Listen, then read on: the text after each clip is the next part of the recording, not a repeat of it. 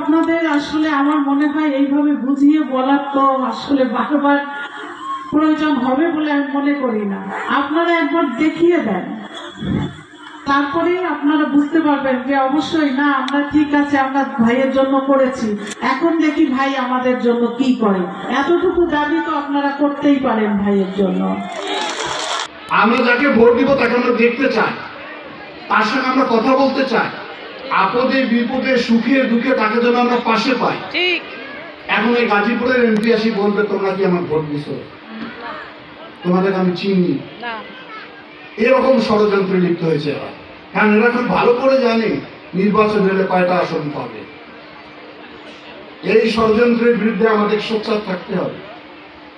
এরা মাঝে মাঝে বলে সংবিধান পরিবর্তন করবো, ওরা ৭১ মানে না যে ৭১-এ ৩০ লক্ষ মানুষ শহীদ হয়েছে, ২ লক্ষ মা বোনের ইজ্জত গেছে এই দেশ স্বাধীন করতে। সেই ৭১ যারা মানতে চায় না তারা বাংলাদেশের লোক হতে পারে না।